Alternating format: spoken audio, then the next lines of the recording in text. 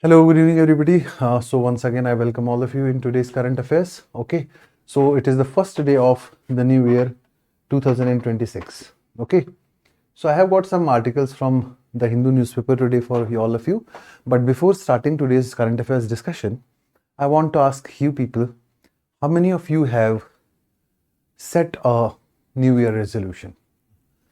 Basically, most of the people, when we are in student life, when we are preparing for some exam, or when we have something in mind to complete by the end of this year, we usually resort to new year resolutions. Okay, regarding new year resolutions, I want to tell you one thing, that you must make a new day resolution every day, that today I have to do this much, today I have to better myself in this way, and today I have to do this thing, and I have put these things right. When you put each and everything right every day, every day will be a new resolution, and every day will be a successful day, and that will end up making you a successful person in your life. So rather than fixing yearly resolutions, better you fix daily resolutions and ask yourself that what to do each and every day. Okay, daily progress is monitored and it is corrected, and usually you take corrective actions. When you fix a yearly resolutions, you keep on delaying things. I will not be able to do this in January. I'll do it in February. I'll do it in March. I'll do it in August. And by the end of December, you feel that you have miserably failed on your yearly resolution. So better to fix daily resolutions and do daily tasks. Assign yourself daily tasks, assign yourself daily works, and do those works very thoroughly. Okay, that will be more helpful in making you a successful person. Okay, so coming back to the class today, current affairs, 1st January 2026. These are the articles which I will be discussing today. The first article I have taken, it is an editorial, India's space program. Okay, and the space journey of people. Get the point? It is related to how India has been successful in crafting its space missions, and how it has got great results in the space missions so far. Okay, then financial system at near risk. Okay, financial system means it is related to securities, financial markets, the stock exchanges, etc., etc. Okay, they are at risk because of external uncertainty. Although it has been highlighted that economy has performed very good so far, and there are good silver linings ahead also. Headwinds are also there, but mostly the financial markets are at risk. Okay, because of foreign portfolio outflows and because of so many things at global level, so many uncertainties. Okay, couple beaten and burnt alive in Assam over witchcraft suspicion. This is for anthropology optional people and sociology optional people. Here I will highlight what actually witchcraft means, and why this is prevalent among the tribal societies, and why in Assam a couple has been beaten to death over the witchcraft issue. Okay, then the next thing is next thing which I'm going to discuss, center pre-publishes draft. In fact, this will be the first thing I will discuss. Center pre-publishes draft rules for 4 labor codes. For 4 labor codes, Center has published draft rules which are available on the website of Ministry of Labor and Employment, and there are certain provisions which have been put open into the public domain, and objections have been sought from public, from people across the country. Objections have been sought. Okay, so we will see what are those. First article I will be discussing this one only, then I will discuss the remaining articles. Okay, so this is the first article. Center has pre-published draft rules for 4 labor codes. First of all, you must understand a bit of prelude or a bit of background. You know, in 2019, Center passed one code that is called as Code on Wages, which dealt issues related to wages, fixation of wages, minimum wages, floor wages, etc., etc. In 2020, Center passed 3 labor codes. What were those 3 labor codes? One is Code on Social Security. The second was Code on Industrial Relations.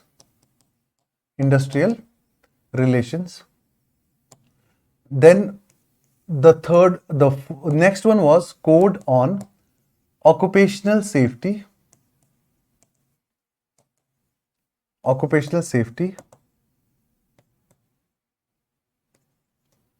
Health, and Working Conditions. In totality, these are the 4 labor codes. I have made a detailed discussion in previous articles, in previous videos regarding how they were formulated, what was their objective. Their objective was to streamline the labor sector and to streamline all the laws in the labor sector. Okay, now how center has been doing this? Basically, center has subsumed so many, there were ample number of laws which were prevalent in labor sector. Now center has clubbed them into 4 and tried to formalize the labor sector and tried to bring in maximum people of the informal sector, those who are working in informal sector, into the definition of workers. Okay, and then mostly the gig workers and platform workers have been focused, and for them the social security measures have been also taken. Okay, now when a act is passed or when the rules are passed, then they are notified in the Gazette of the Government of India.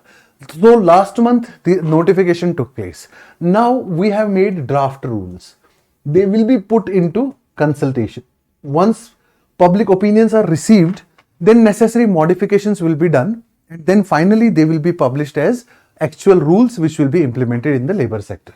Okay, now what are the draft rules which have been published and how they are going to help the labor sector? This is basically the draft rules which have been put into public domain, and 45 days time is assigned. कितना time दिया है? 45 days का time दिया गया है कि आप इस पे डिस्कशन कर लो, आप इसमें जितने भी सजेशन है हमें देना चाहते हो वो सजेशंस दे दो, और हम जो है इसको क्या करेंगे, फिर उसके बाद हम इसको फॉर्मलाइज करेंगे. This is what centre has been doing, centre has done so far. ठीक है, अब कोड ऑन वेजेस जो है, अगर हम बात करें कोड ऑन वेजेस, वेजेस में पहले 18 लॉज थे, पहले 18 रूल्स थे, पास्ट 18 पास्ट रूल्स. वो सारे रूल्स सब्ज्यूम हो गए किसमें? अब कोड ऑन वेजेस पे, COW wages, code on wages. It has subsumed 18 past rules. वो कौन कौन से थे? There payment of wages rule था एक, ठीक है. उसके बाद there was payment of wages code, then minimum wages central rules of 1950, minimum wages advisory board rules of 2011. So there were so many rules. Equal remuneration rules, okay, they all basically have been subsumed into by this code on wages. अब ये नए draft जो है ये basically क्या कह रहे हैं कि how will we determine the wages. सबसे पहले इसमें कॉन्सेप्ट है फ्लोर वेजेस का. फ्लोर वेजेस का मतलब है वो वेजेस जिनसे नीचे कोई भी एम्प्लॉयर अलाउड नहीं होगा पेमेंट करने के लिए.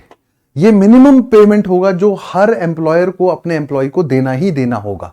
उसके ऊपर फिर हम कई सारे फैक्टर्स को कंसीडर करेंगे जो वेजेस डिटरमाइन करेंगे. ठीक है, और floor wages will be determined by centre. Floor wages will be determined by centre. Then the draft rule talk about minimum wages. Minimum wages in draft rule में ये बताया गया है कि मिनिमम वेजेस को हम कई सारे फैक्टर्स कंसीडर करके डिटरमाइन करेंगे. ठीक है, what are the factors, what are the criterias we will be using? First of all, we will be using the criteria of the living standard of an average working class family. एक average working class family जो है, गरीब भी नहीं अमीर भी नहीं, working class family जो है उसका क्या एक्चुअल लिविंग स्टैंडर्ड है, पहले हम वो कंसीडर करेंगे और उसको हम क्राइटेरिया बनाएंगे. किस चीज के लिए क्राइटेरिया बनाएंगे? क्राइटेरिया बनाएंगे हम मिनिमम वेजेस डिटरमाइन करने के लिए. क्या करने के लिए? मिनिमम वेजेस को डिटरमाइन करने के लिए हम ये क्राइटेरिया बनाएंगे. ये हो गया पहला चीज. ठीक है, दूसरा क्राइटेरिया जो है हम क्या लेंगे? दूसरा क्राइटेरिया हम लेंगे, अच्छा पहले तो हम ये वर्किंग क्लास फैमिली, फैमिली का डेफिनेशन क्या होगा? वर्किंग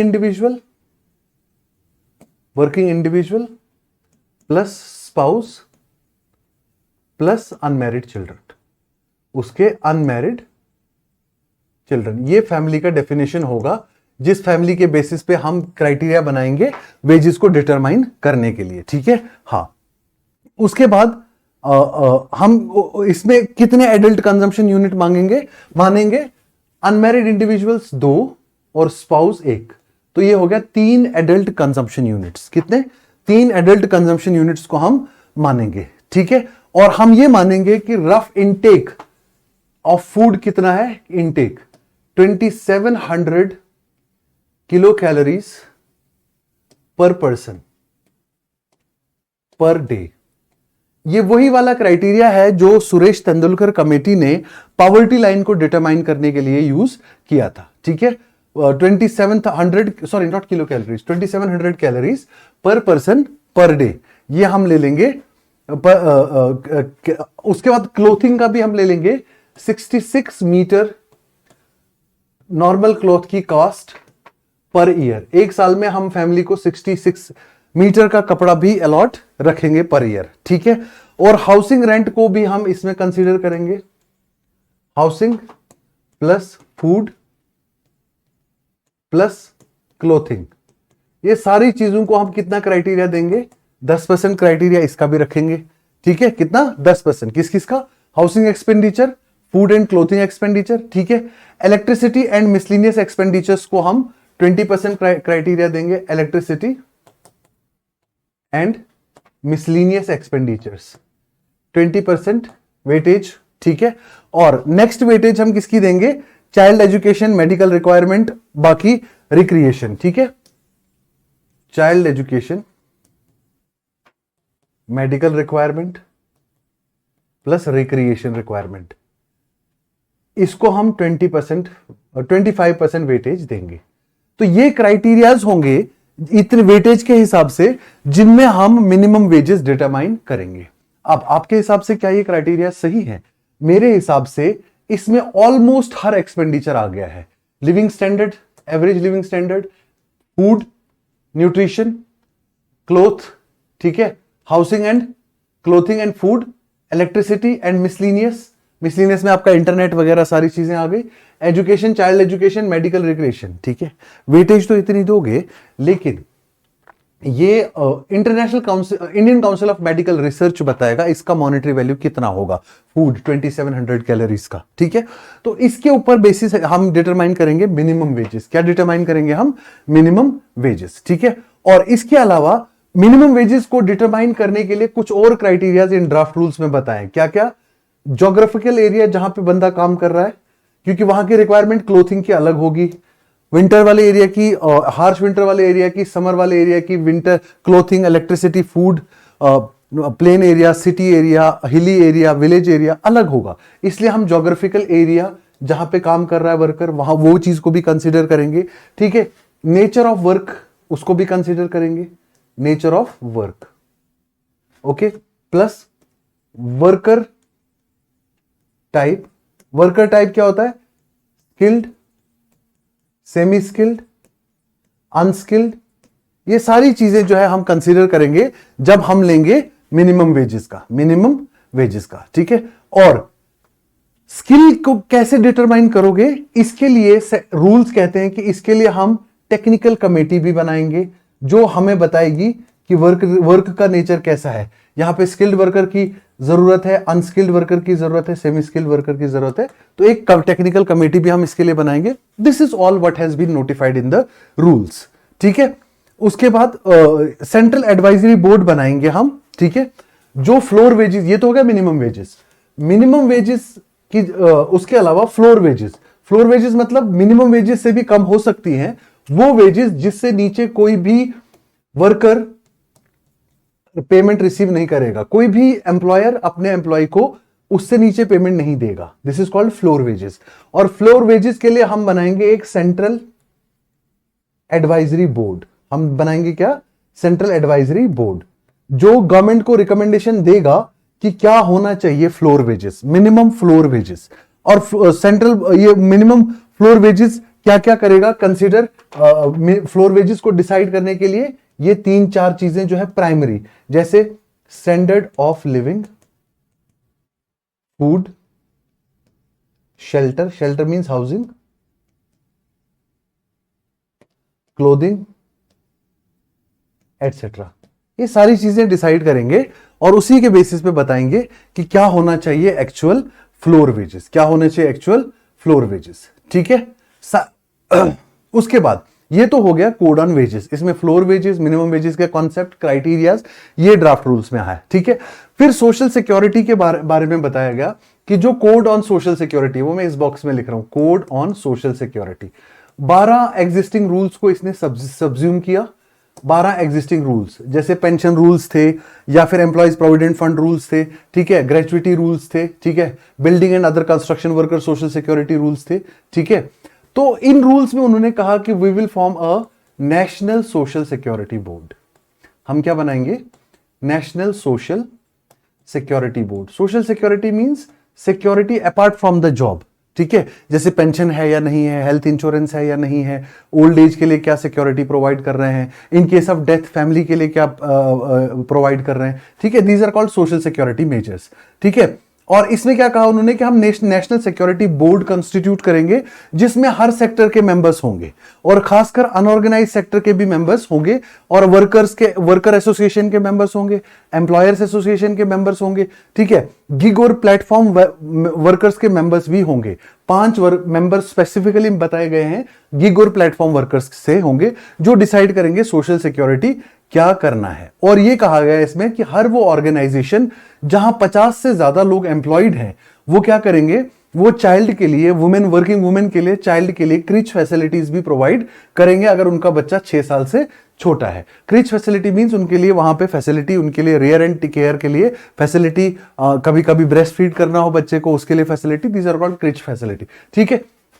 और उसमें एक और चीज बताया कि नाइट शिफ्ट के लिए जो लोग काम करेंगे, ठीक है, वुमेन का सबसे पहले कंसेंट होना चाहिए, दूसरा एम्पल सिक्योरिटी मेजर्स होने चाहिए, pick and drop ample transport facilities होना चाहिए, और चौथा चीज बताया उसमें क्या होना चाहिए, ये सारा एरिया जो है ये क्लोज सर्किट टेलीविजन के कवरेज में हर वक्त रहना चाहिए। What is close circuit television? CCTV जिसे आप आम भाषा में बोलते हो। तो सीसीटीवी कवरेज में ये क्यों रहना चाहिए? उससे क्या हो जाएगा कि आप जो है कंसिस्टेंटली एक एम्पल सिक्योरिटी नेट जो है अपने बच्चे, अपने जो फीमेल वर्कर है उसके लिए एम्पल सिक्योरिटी नेट वहां पे रख पाएंगे, ठीक है। उसके बाद इंडस्ट्रियल रिलेशन कोड्स जो हैं ये बेसिकली इंडस्ट्रियल डिस्प्यूट्स और इंडस्ट्रियल एम्प्लॉयमेंट स्टैंडिंग ऑर्डर्स को सब्ज्यूम करता है और ये कहता है इसमें इसने रूल बनाए हैं ट्रेड यूनियंस को कैसे रजिस्टर करना है, ठीक है, और उनकी जो ट्रेड यूनियंस के इलेक्शन है वो कैसे सीक्रेट बैलेट से उनके इलेक्शंस होंगे। और इसमें इन्होंने वर्कर्स का भी क्लासिफिकेशन किया है, परमानेंट वर्कर होंगे, ठीक है, टेम्परेरी वर्कर है, एम्प्रेंटाइसिस है, बदली वर्कर्स हैं जो किसी की जगह किसी और की जगह पे आते हैं और दिन भर काम करते हैं, ठीक है, प्रोबेशनर्स होंगे या फिक्स टर्म एम्प्लॉयमेंट होंगे या कैजुअल लेबरर्स होंगे, ठीक है। फिक्स टर्म एम्प्लॉयमेंट का भी definition code on industrial relations में है कि फिक्स टर्म एम्प्लॉयमेंट का मतलब है एम्प्लॉयमेंट ऑन कॉन्ट्रेक्चुअल बेसिस जिसमें टर्म्स एंड कंडीशंस और टाइम पीरियड फिक्स्ड हो, ठीक है। तो ये सारी चीजें सेंटर ने अभी नोटिफाई की हैं। We will see what will be the outcome of this once they are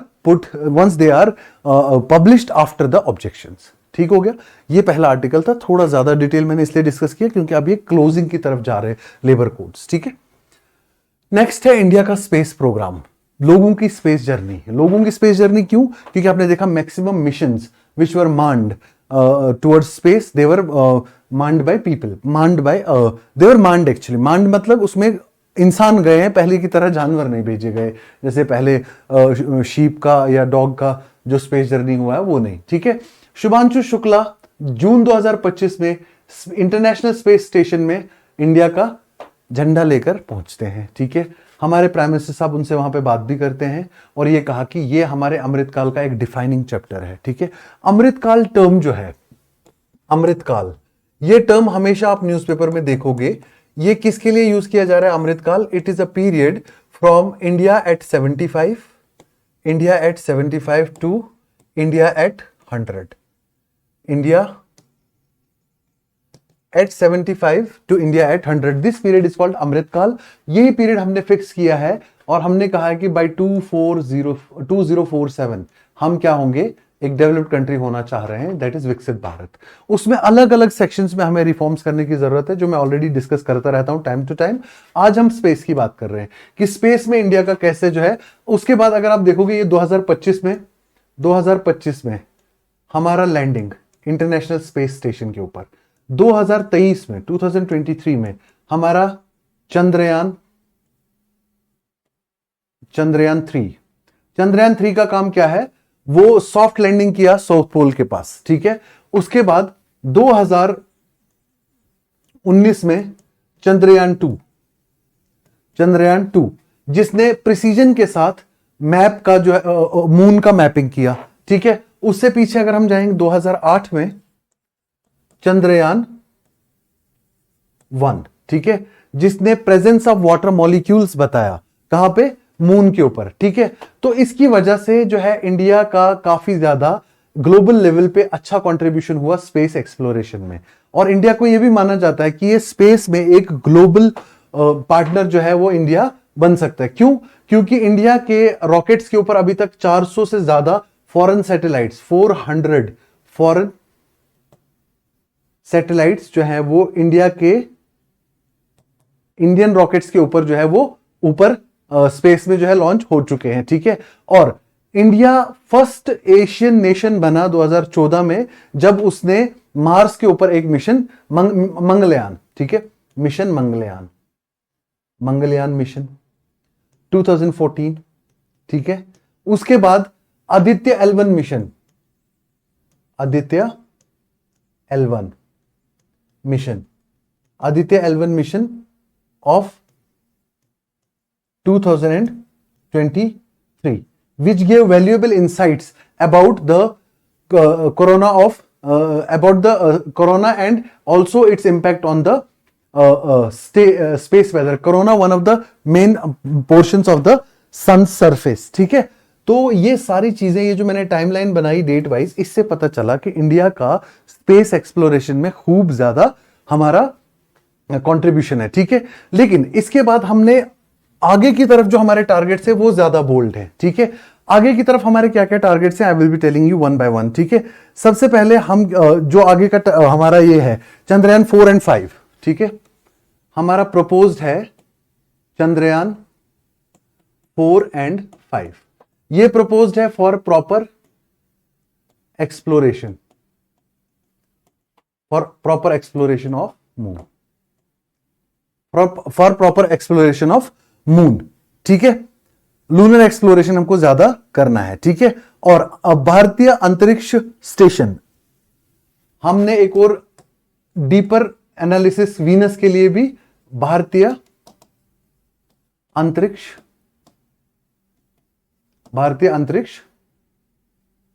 station BAS 2035, ये दोनों जो है we have to achieve them by 2035। ये दो हमारे बोल्ड आगे के मिशन है, ठीक है। इंडिया भी ये भी प्लान कर रहा है कि human landing on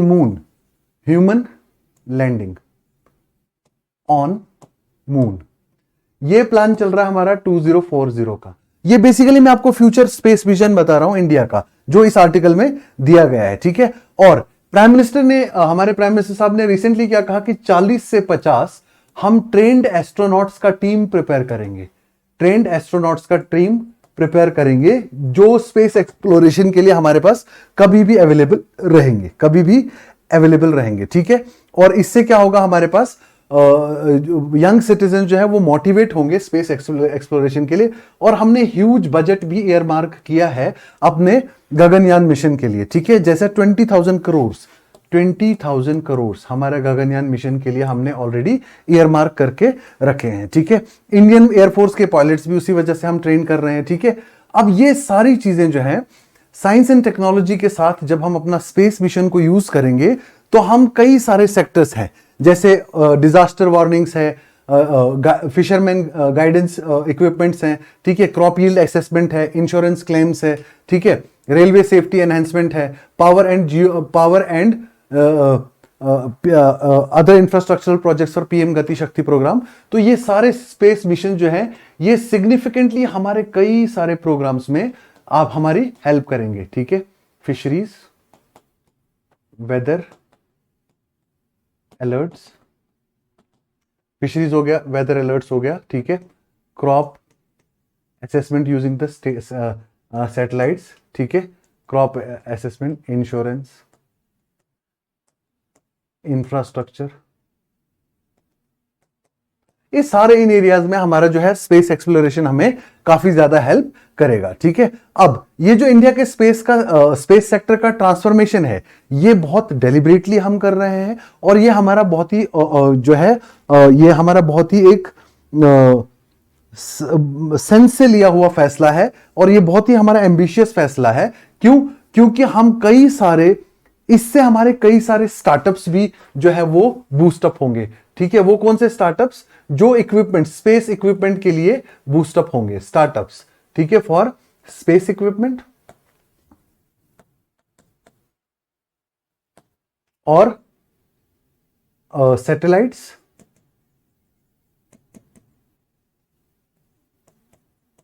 astronauts equipment, इस सारी चीजों के लिए हम फॉरेन इन्वेस्टमेंट भी इसके लिए अट्रैक्ट कर सकते हैं और कई सारी चीजें जो है हम एक्स्ट्रा कर सकते हैं स्पेस के सेक्टर में। स्पेस का बजट अगर हम पिछले 10 साल में देखें 2013-14 से लेके 2024-25 तक 10-11 साल में स्पेस के लिए जो हमारा central government budget year mark करता है वो ट्रिपल हो चुका। पहले करीब करीब 5,000 करोड़ के आसपास, 5,615 करोड़, और अब आज की डेट में 13,416 करोड़, ऑलमोस्ट ट्रिपल हो चुका है। ठीक है, और हम हर साल ये कर रहे हैं कि 5,000 करोड़ जो है इसमें बढ़ाने का एक प्लान कर रहे हैं। ठीक है, इससे हमारा स्पेस इकोनॉमी को काफी ज्यादा क्या हो जाएगा, बूस्ट मिलेगा। ठीक है, और उसके बाद बहुत ज्यादा हमारा नेक्स्ट जनरेशन जो है वो इसके लिए हम इंस्पायर कर रहे हैं। ठीक है, स्पेस मिशंस के लिए। ठीक है, इसके अलावा ग्लोबल कोलैबोरेशन एंड लीडरशिप में हम काफी आगे बढ़ रहे हैं, क्योंकि हमने अभी रिसेंटली एक G20 सैटेलाइट भी इंडिया ने प्रपोज किया था। G20 सैटेलाइट कहां पे? जब इंडिया G20 का प्रेसिडेंटशिप कर रहा था 2023 में। G20 ग्रुप ऑफ 20 का प्रेसिडेंट कौन था 2023 में? मैंने आपको पहले ही बताया, इंडिया। मैंने G20 के ऊपर बहुत डिटेल वीडियो बनाई है, कौन से ग्रुप ऑफ 20 कंट्रीज हैं, यूरोपियन यूनियन भी है। ठीक है, और मैंने ये भी बताया व्हाट इज ट्रॉयका, 3 मेंबर्स, जो करंट मेंबर है, जो प्रेजाइड कर रहा है G20 के समिट को, पास्ट में प्रेसिडेंट और फ्यूचर प्रेसिडेंट, इन 3 कंट्रीज को ट्रॉयका बोलते हैं। मेरी पिछली वीडियो में वो देख लेना। ठीक है, तो G20 का इंडिया का जब प्रेसिडेंटशिप था 2023 में, तो हमने कहा कि G20 कंट्रीज के लिए डेडिकेटेड गाइडलाइंस के लिए, वेदर फिनोमेनास के लिए, G20 कंट्रीज के बेनिफिट के लिए we will be launching a satellite called as G20 satellite, जो क्लाइमेट और एनवायरमेंट मॉनिटरिंग करेगा सारे देशों का, खासकर G20 कंट्रीज का। ठीक है, ये हो गया। उसके बाद नासा, इसरो, ये सारी ऑर्गेनाइजेशन का साथ साथ में जो भी काम कर रहे हैं इंडिया के स्पेस मिशन के साथ, इससे हमें पता चल रहा है कि हम Vasudev Kutumbakam, that is basically the world is one family, ये वाली फिलॉसफी जो है हमको गाइड कर रही है। In fact this was our one world one earth, that was our basically motto of G20 also. ठीक है, तो हमारा स्पेस इकोनॉमी कंसिस्टेंटली, आज की डेट में हमारे स्पेस इकोनॉमी का कितना साइज है, अगर मैं रफली आपको बताऊं, it was earlier $8 billion. Okay, but we are projecting that it will reach to up to $44 billion. Currently $8 billion is the size of India's space economy, but we are expecting that it will go up to $44 billion in coming future. ठीक हो गया? So this was a great editorial about India's space journey. Please read it. Please read it. ठीक है? Now, after this, the next article which I am going to discuss is India's rice exports. ठीक है? India has grown as a leader in the world's rice exports. World rice में we are leader now. We are the highest exporter. We have surpassed China recently. लेकिन the situation is not still very good for celebrations. Why the situation is not good for celebration? Because first of all, this has led to groundwater depletion. Groundwater depletion बहुत ज्यादा बढ़ गया है। ठीक है, और ये मेन रीजन है, क्योंकि पहले अगर आपको ग्राउंड वाटर तक रीच करना होता था, पंजाब हरियाणा से एस्टिमेशन ये है कि 30 फीट तक जाना पड़ता था ग्राउंड वाटर को रीच करने के लिए। लेकिन आज की डेट में अगर आप ग्राउंड वाटर को रीच करना है तो अप्रोक्सीमेटली आपको 80 से लेके 200 फीट तक जाना पड़ता है। लास्ट 5 इयर्स का ये एस्टिमेट है। समझ रहे मेरी बात को? ठीक है, उसके बाद ये सब ऐसा क्यों हुआ, हम सरपास क्यों कर पाए? सबसे पहले क्योंकि हमने देखा बहुत सारी subsidies, including MSP, minimum support price, subsidies जो है वो कंसिस्टेंटली बढ़ गई, एमएसपी जो है वो कंसिस्टेंटली बढ़ गया, जिससे बहुत ज्यादा मोटिवेशन मिला फार्मर्स को राइस कल्टीवेशन के लिए। अच्छा, जब एक क्रॉप को कल्टीवेट कर रहे हैं तो दूसरे क्रॉप्स का कल्टीवेशन डेफिनेटली कम आता है, और इसकी वजह से मोनोकल्चर प्रमोट हो रहा है। मोनोकल्चर मींस क्रॉप, इसकी वजह से जो दूसरा रीजन हमें वरीएबल है वो है मोनोकल्चर का, कि कुछ स्टेट्स में तो सिर्फ राइस का ही कल्टीवेशन बढ़ता चला जा रहा है। इसलिए कुछ स्टेट्स ऐसी हैं जिन्होंने मिलेट्स को कल्टीवेट करने के लिए इंसेंटिवाइज भी करने की कोशिश की है। जैसे हरियाणा ने 17,500 पर हेक्टेयर का सब्सिडी रख दिया मिलेट कल्टीवेशन के लिए। तो दूसरे क्रॉप्स को कल्टीवेट करने के लिए आपको स्टेप्स लेने पड़ेंगे। नेशनल मिलेट मिशन हमने लॉन्च किया 2011-12 में, ठीक है, सॉरी 2021-22 में। उसके बाद वाटर का एक और ड्रॉबैक है कि 1 किलोग्राम के लिए 30 पर केजी राइस कल्टीवेशन के लिए 3000 से 4000 litre of water. So it is a water extensive crop, बहुत ही ज्यादा वाटर का इसका कंजम्पशन रहता है, ठीक है। और हमारी कंट्री में और ज्यादा, क्यों? क्योंकि हमारे यहाँ पे पावर सब्सिडीज भी है, मोटर भी फ्री चलती रहती है, तो और ज्यादा वेस्टेज जो है वो ऑब्जर्व किया जाता है हमारे कंट्री में वाटर के राइस कल्टीवेशन के अंदर, ठीक है।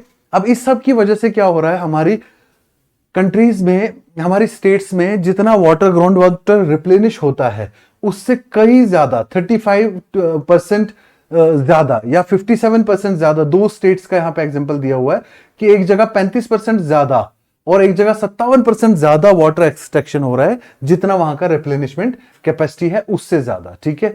तो ऊपर से हमारा मॉनसून जो है वो पिछले 2 साल तो ठीक रहा, लेकिन कभी कभी वीक मॉनसून जब होता है तो उस केसेस में कि वीक मॉनसून पे डिपेंडेंट जो है ये एग्रीकल्चर हमारा है, तो ये कभी भी हमारे जो है प्रॉब्लम कर सकता है, ठीक है।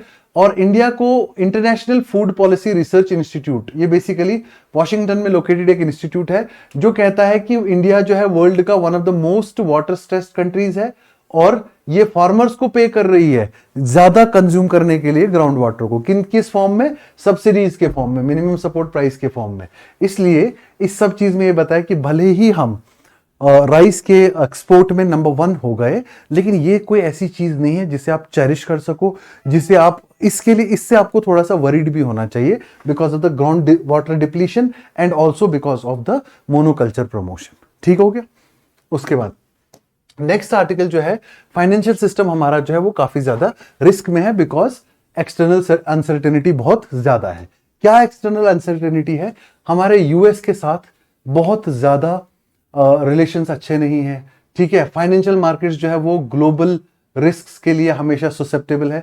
हालांकि इकोनॉमी हमारी अच्छा ग्रो कर रही है, स्ट्रॉन्ग ग्रोथ है, रोबस्ट डोमेस्टिक डिमांड भी है, लेकिन जियोपॉलिटिकल और ट्रेड रिलेटेड इश्यूज की वजह से हमें काफी ज्यादा रिस्क भी फेस करना पड़ता है। ये कैसे पता चला हमें? आरबीआई एक रिपोर्ट रिलीज करती है, that is called as financial stability report. Civil services aspirant हमेशा इस रिपोर्ट की समरी देख लिया करो, क्योंकि ये इकोनॉमी के बारे में बहुत अच्छी इंसाइट्स देती है, ठीक है। अब इसमें उन्होंने क्या कहा कि सबसे पहले हमारा एक्सचेंज रेट जो है वो बड़ा वोलेटाइल हो गया है, मींस रुपी कंसिस्टेंटली जो फॉल कर रहा है, तो this shows that exchange rate volatility, means rupee का कोई स्टेबिलिटी अभी हमें नजर नहीं आ रहा। ये पहला इशू है जो हमारा रिस्क पोज कर रहा है, ठीक है। दूसरा क्या बोल रहा है? कॉर्पोरेट अर्निंग्स कंसिस्टेंटली क्या हो रही है? फॉल हो रही है, रिड्यूस्ड कॉर्पोरेट अर्निंग्स। कंपनीज जो है वो बहुत ज्यादा प्रॉफिट नहीं कमा पा रही है, जिसकी वजह से उनके शेयर्स की प्राइसेस भी है जो है वो कम होती चली जा रही है। सेंसेक्स निफ्टी मार्केट जो है वो काफी ज्यादा डाउन जा रहे हैं, ठीक है। और कंसिस्टेंटली हमारा फॉरेन इन्वेस्टमेंट जो है वो निकलता चला जा रहा है, और फॉरेनर्स कम इन्वेस्ट कर रहे हैं अब हमारी फाइनेंशियल सिक्योरिटीज के अंदर। क्यों? क्योंकि उनको ज्यादा स्टेबिलिटी बाहर की कंट्रीज में दिख रही है। समझ रहे हो मेरी बात को? ठीक है। अब हमारा फाइनेंशियल सिस्टम जो है ये सारी चीजों के लिए, ये सारी चीजों की वजह से जो है वो वल्नरेबल हो गया है, ठीक है। और हमारा जो है रेजिलियंस किस में है? इकोनॉमिक ग्रोथ एंड डेवलपमेंट में, प्रोडक्शन वगैरह वो सब चीजें ठीक है, लेकिन फाइनेंशियल सिस्टम जो है जिसमें हम सिक्योरिटीज, शेयर्स, मार्केट्स में डील करते हैं, वो सारी चीजें जो है वो हमारी मार्केट को, हमारी इकोनॉमी को हार्म कर रहे हैं, ठीक है। हम अब वर्ल्ड की मार्केट्स की बात करें तो world economy has proven to be more resilient, ठीक है। वर्ल्ड इकोनॉमी जो है थोड़ा ज्यादा रेजिलियंट प्रूव हुई है एज कंपेयर टू हमारा, जब हम बात करें किसकी? फाइनेंशियल सिस्टम की, ठीक है। तो ये सारी जो है फाइनेंशियल स्टेबिलिटी रिपोर्ट के पॉइंट्स है, इसको एक बार थोड़ा सा गो थ्रू जरूर कर लेना, ठीक है। नेक्स्ट आर्टिकल है couple beaten and burnt alive in Assam over witchcraft. Witchcraft जरूरी है एंथ्रोपोलॉजी के स्टूडेंट्स के लिए खासकर। विचक्राफ्ट क्या होता है? बेसिकली ह्यूमंस का नेचर के साथ इंटरेक्ट करने का एक तरीका है और सुपर नेचर के साथ इंटरेक्ट करने का तरीका है। आज की डेट के जो ह्यूमंस हैं उनका सुपर नेचर के साथ इंटरेक्ट करने के तरीके को रिलीजन कहते हैं, ठीक है। Religion is a way how you interact with super nature. अब रिलीजन में आप प्रेयर्स करोगे तो प्रेयर्स आंसर्ड होंगी, प्रॉब्लम सॉल्व होंगी, ठीक है। लेकिन कभी कभी रिलीजन को मैनिपुलेट करके, सुपर नेचुरल फोर्सेस को मैनिपुलेट करके थ्रू रॉन्ग प्रैक्टिसेस दूसरों को हार्म करने के लिए, दैट इज कॉल्ड विचक्राफ्ट, जिसे जादू टोना वगैरह कहते हैं, ठीक है। ये सारी चीजें विचक्राफ्ट, ठीक है। तो ये मोस्टली ट्राइबल पीपल में प्रिवेलेंट है आज भी।